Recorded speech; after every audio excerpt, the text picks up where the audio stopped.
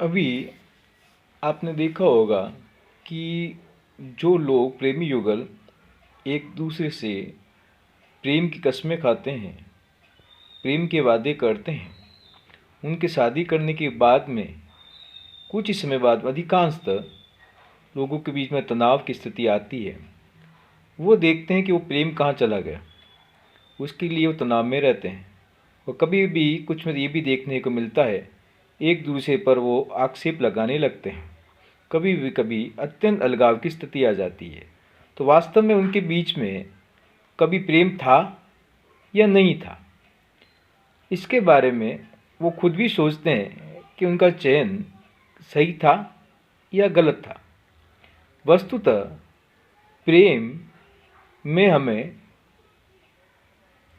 ये समझना होगा कि जिसे हम स्वीकार करते हैं उसकी अच्छाइयाँ, साथ में उसकी कमियां को भी हमें सहर्ष स्वीकार करना चाहिए।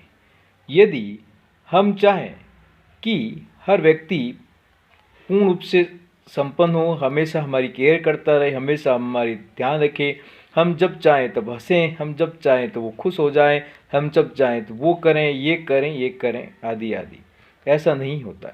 जीवन वास्तविकता से बहुत कुछ अलग है। जैसा हम सोचते हैं, जैसे हम परिकल्पना करते हैं, उससे नितांत अलग है।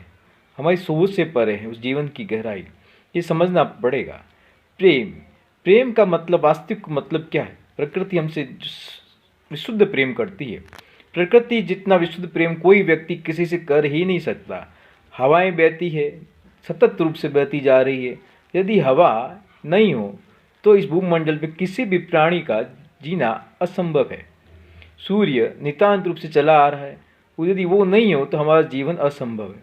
पृथ्वी नितांत रूप से घूर्णन कर रही है, यदि वो अपने ऑर्बिट में न चले, एक दिन मिनट भी रुक जाए तो हमारा जीना संभव नहीं है। पेड़ फल देते हैं, क्या वो फल खुद खाते हैं?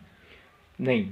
तो प्रेम है, जब कोई चीज़ आप बिना किसी अनकंडीशनल किसी के लिए करते हैं, जिसके कुछ पाने की कोई इच्छा नहीं हो, वही प्रेम है। वो जब आपका त्याग हो, समर्पण हो, बस वो आगे वाला खुश हो, आनंदित हो, वही प्रेम है। हम जब किसी को गिव एंड टेक की कंडीशन लेते हैं, it is not a love, it is purely business. अब बिजनेस नहीं है। जब बिजनेस होता है वहाँ लाभ हानि, प्रॉफिट लॉस की बातें होती है। इसलिए जीवन में सुख चाहिए और सुख बांटना चाहते हैं सबसे, तब विशुद्ध प्रेम देना सीखें।